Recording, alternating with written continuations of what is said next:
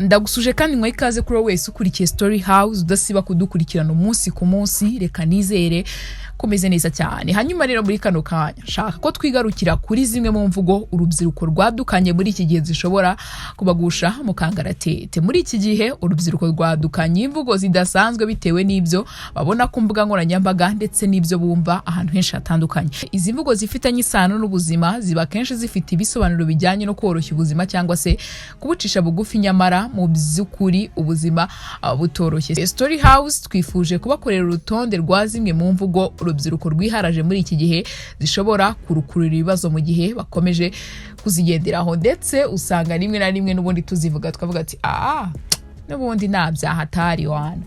Imvugo rero ya mbere iharayewe muri iyi minsi ndetse isigaye isetse n'abantu batari bake ndetse n'ababyeyi basigaye bavuga ati saba bana noneho aya magambo bayakuye ni ingi ati nta myaka 100. Iyi niyo mvugo ya mbere urubyiruko rwinshi rusigaye rwariharaje muri iyi minsi. Abenshi bayikoresha mu rwego rwo kumvikanisha ko batazabaho by'igihe kirekire, bityo bagakoresha ibyo bafite uyu munsi nk'abatazabaho ejo nyine. Ugasanga nyine ati sha wamfasha wo kwanzanira iki kintu akamanza kanga nyuma akibuka yamvuga ati nta myaka 100 wana, akahita nyine agikora akavuga ati se ubu noneho nidukomeza kumera gutya bizagenda bite?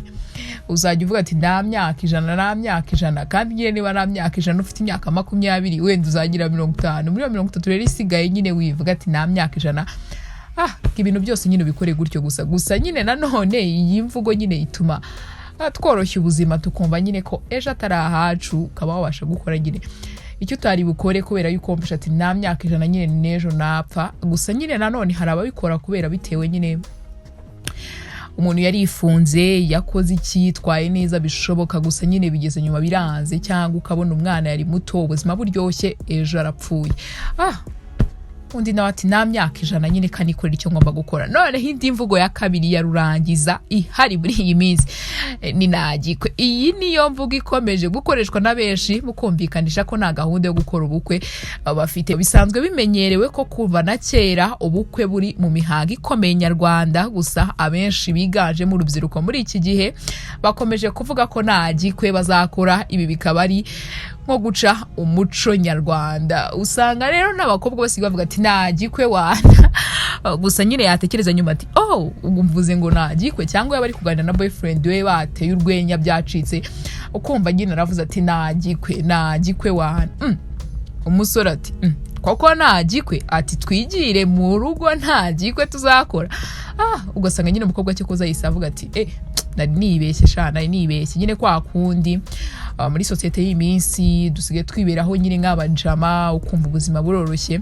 Rero kuvuga ngo nagikwe nyine none usigaye usanga wandibeshye wabibwiye nk'umusore mukundana ati nagikwe kandi muri wawe ushaka ubukwe bitabaho. Indi mvugo rero ya gatatu ni iyi ngiyi ati nakurama kudapfa. Iyi nayo ni imvugo ikoreshwa mu rwego rwo kumvikanisha ko amaherezo y'umuntu ari urupfu. Ibi bigatuma bamwe babaho basa nk'abatariho, kuko mu myumvire haba harimo ko n'ubundi amaherezo ibyo bavunikira bazabisiga ku isi. Ibi rero bigatuma nyine n'ubundi abantu ubundi izi mvugo zisigaye zikoreshwa kubera yuko nyine abantu basigaye babona nyine muri iyi si ibintu birahinduka umunsi ku munsi. Ejo ndabambayeho neza, uyu munsi ndabambayeho neza, ejo mbeho nabi. nyine ukumva nyine nakurama kudapfa nyine dusigaye dukora ibintu nko kwiyahura. Indi mvugo rero ya kane ni iyi ngiyi ati naheza hisi. Nubwo iyi mvugo nyine imaze igihe kirekire, iyi mvugo ikoreshwa cyane mu rwego rwo kumvikanisha ko nta cyiza kiri kuri iyi si. Ahanini ikoreshwa na benshi iyo bashaka gusesagura ibyo bafite, kuko n'ubundi bavuga ko nta maherezo meza y'isi, n'ubundi birangira ngo umuntu apfuye. Indi mvugo rero nayo ikunze gukoreshwa n'abantu benshi cyane avuga ati kubaho ni rimwe gusa mu buzima. Iyi nayo ni imvugo ikoreshwa na benshi iyo bashaka gusesagura amafaranga bavunikiye, aho bakoresha imvugo mu buryo bwo kumvikanisha ko umuntu abaho inshuro imwe gusa, you only live once.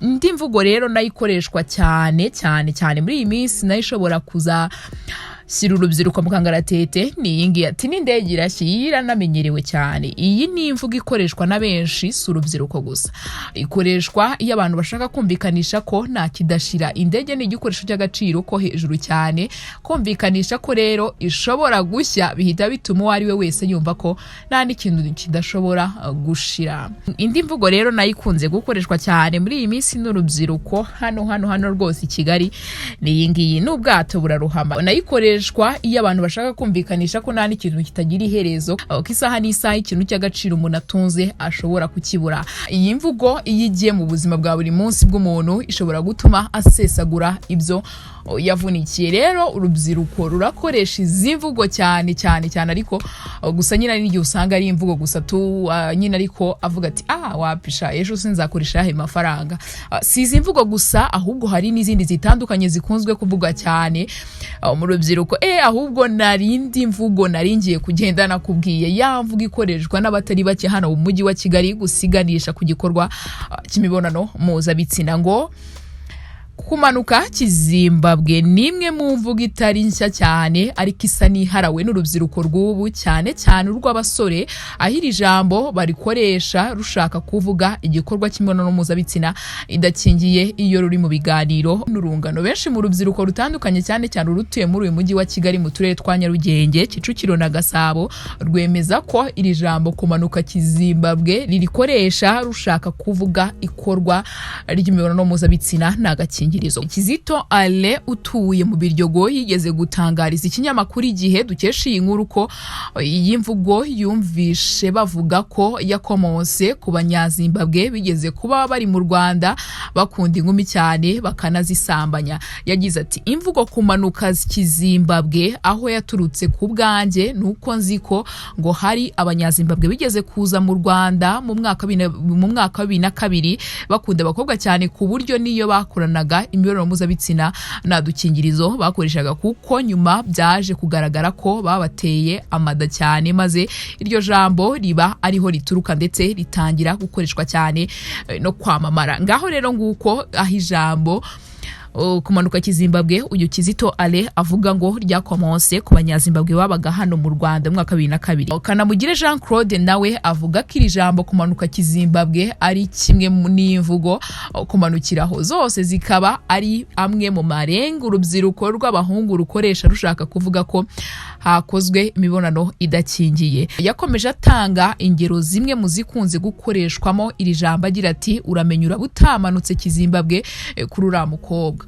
Ubwo ngo abaza mugenzi we ko yaba yibutse gukoresha agakingirizo n'umukobwa runaka uba utizewe ko ari mutaraga. Karimo Munyaneza nawe utuye mu Biryogo avuga ko kumanuka kizimbabwe kurya bango kutarira bombo mu ishashi ayo yose ari amagambo yose avuga kimwe. Ati hari imvugo nyinshi urubyiruko ruba ruhuriyeho abandi batari rwo batamenya, rujye ruganira nta muntu wumva ibyo rushatse kuvuga. Kumanuka kizimbabwe rero impamvu urubyiruko rwabyise rutyo nuko mbere hari abanyazimbabwe babaga mu Rwanda bakunda abakobwa b'abanyarwandakazi cyane, ndetse benshi muri bo baza kubatera amada, ku buryo ariho iyo mvugo yatangiriye gukoreshwa cyane n'urubyiruko rushaka kuvuga ko hakozwe imibonano n'agakingirizo. Gusa nubwo aba basore bigamba kuba bazi aho iyi mvugo yavuye, bashobora kuba bafite ukuri cyangwa bibeshya bakanatubeshya, kuko hari abandi bavuga ko iyi mvugo ikomoka mu myaka y'1998 aho ngo mu ntambara ya kabiri ya Kongo hajemo abaparakomando b'abanyazimbabwe bashoboraga kumanuka bava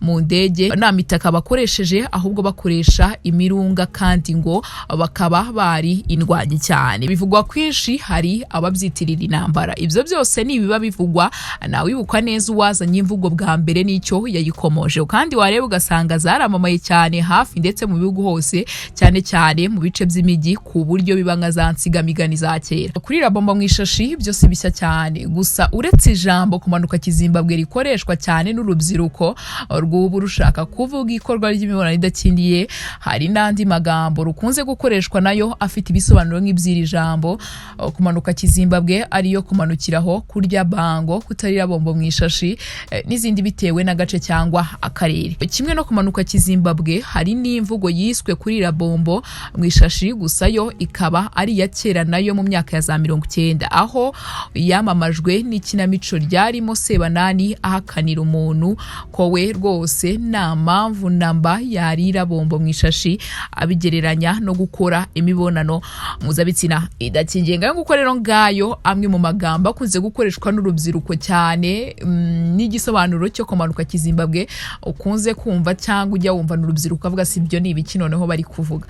Rero aya magambo yandi navuze mbere aya ngaya rero ashobora gutuma urubyiruko rwose rujya aharindimuka kandi rubyita imikino ati nta myaka 100 nakurama kudapfa n'andi magambo menshi ameze nkayo. Kanda subscribe tujya dukomeza kubana. Iya Story House, njye na Litiane Mahirwe, mukomeze kugira ibihe byiza.